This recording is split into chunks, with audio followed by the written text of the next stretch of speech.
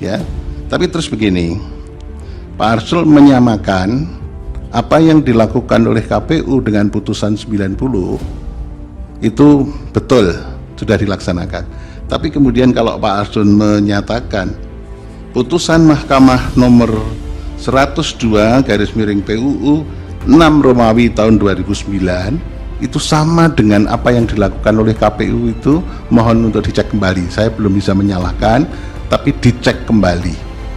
Karena kalau pada waktu itu, kebetulan kemarin saya diingatkan oleh ahli dari 03, Putu Arte, mengatakan bahwa putusan Mahkamah yang nomor 102 garis miring PUU 6 Romawi tahun 2009 itu diputuskan pada sore hari, malam hari KPU merubah PKPU-nya.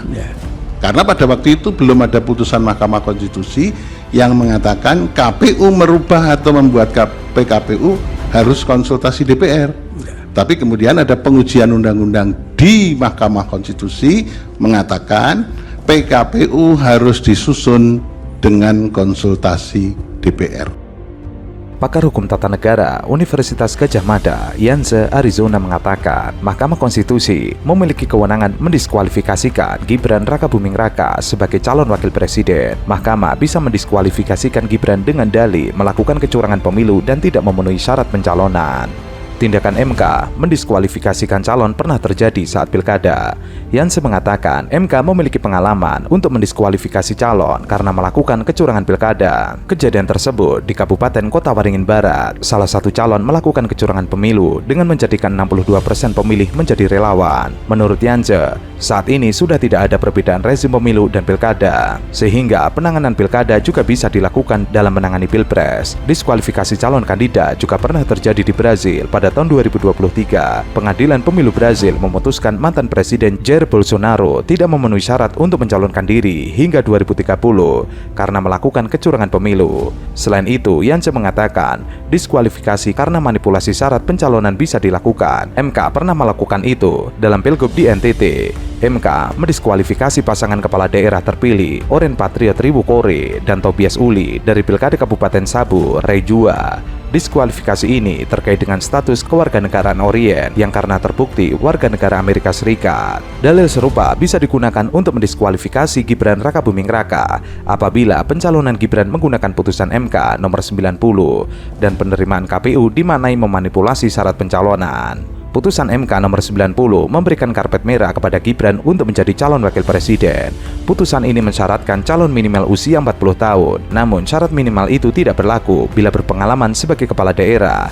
Gibran berusia 36 tahun dan menjabat sebagai wali kota Solo. Putusan itu diumumkan pada 16 Oktober 2023. KPU lantas menerima pencalonan Gibran, padahal KPU belum mengubah substansi dalam PKPU. PKPU tersebut belum memasukkan putusan 90 dan masih menggunakan aturan lama. MK saat ini menggelar sidang sengketa gugatan hasil Pilpres atau perselisihan hasil pemilu umum presiden dan wakil presiden. Dalam PHPU Pilpres ada dua pemohon, yakni pasangan calon presiden dan wakil presiden nomor urut 1 Anies Rashid Baswedan dan Muhaimin Iskandar, dan pasangan calon presiden dan calon wakil presiden nomor urut 3 Ganjar Pranowo dan Mahfud MD.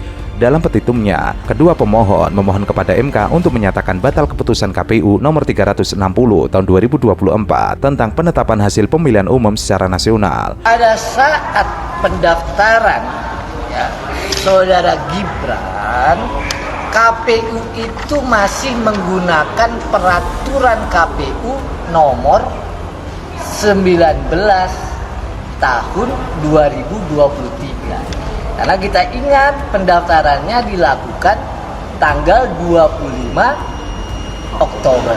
Pertanyaannya, kapan direvisi peraturan KPU nomor 23? Ya. Jadi pendaftaran ini menggunakan peraturan yang lama, tapi diterima oleh KPU. Mestinya pendaftaran baru boleh diterima setelah ada revisi peraturan yang baru.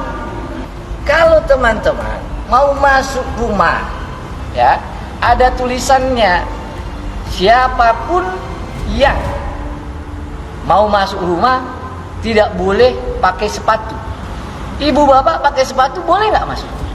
nggak boleh pada saat itu juga seketika tidak boleh masuk. Oleh karenanya pendaftaran yang dilakukan pada tanggal 25 Oktober 2005 semestinya oleh KPU berkasnya dirobek atau dikembalikan. Pemohon juga meminta MK agar menyatakan diskualifikasi pasangan calon presiden dan wakil presiden nomor urut 2 Prabowo Gibran sebagai peserta pemilu, termasuk juga membatalkan keputusan KPU yang berkaitan dengan penetapan pasangan calon 02 tentang penetapan nomor urut pasangan calon peserta pemilu umum presiden dan wakil presiden atas nama Prabowo Gibran. Pemohon juga meminta MK agar memerintahkan KPU melakukan pemungutan suara ulang tanpa mengikut sertakan pasangan calon 02 Prabowo Subianto dan Gibran Rakabuming Raka, serta memerintahkan kepada Badan Pengawas Pemilu Umum untuk melakukan supervisi dalam rangka pelaksanaan amar putusan. KPU itu organ pelaksana, penyelenggara pemilu. Mereka salah ketika mereka menerima pendaftaran Gibran tanpa mengubah peraturan KPU nomor 19.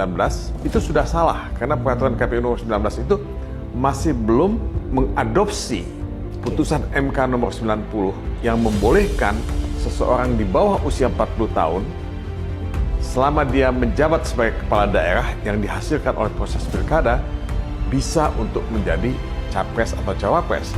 Nah itu belum diubah. Nah itu baru diubah tanggal 3 November. Jadi kalau diubah 3 November, ini kan rezim peraturan ketika pendaftaran itu dilakukan, itu masih rezim 40 tahun. Kan putusan MK itu tidak otomatis berubah. Nah di sini persoalannya, dan kalau diubahnya tanggal 3 November, karena KPU bertemu dengan pihak DPR itu tanggal 3 November, nah itu kan tidak berlaku surut. Nah jadi ini sebetulnya yang salah itu memang penyelenggara pemilu, tapi juga tentu tidak bisa, orang akan mengatakan, ya ini sebetulnya Jokowi ya, berada di belakang ini. Ya kenapa? Karena putusan nomor 90 itu jelas, kristal clear, bahwa MK ya, yang diketuai oleh pamannya Gibran, Usman ya, ini kan terlibat dalam hubungan yang nepotis. Sementara Ketua Tim Hukum Nasional Ganjar Pranowo Mahfud MD Todung Mulya Lubis menilai akan sangat ideal jika Presiden Republik Indonesia Joko Widodo bisa dihadirkan dalam sidang sengketa Pilpres 2024 di Mahkamah Konstitusi. Todung mengatakan demikian karena Jokowi merupakan kepala pemerintahan yang memiliki kewenangan atas beberapa lembaga termasuk pengelolaan anggaran negara. Hal itu disampaikan Todung merespons soal nama Jokowi yang kerap disinggung kubu Anies Baswedan Mohaimin Iskandar dan Ganjar Mahfud dalam sidang sengketa Pilpres 2024. Meski begitu, Todung meyakini Hakim MK tidak akan memanggil Jokowi untuk hadir di sidang sengketa Pilpres sebab MK sudah menjadwalkan pemanggilan terhadap 4 menteri di bawah kabinet Jokowi Ma'ruf.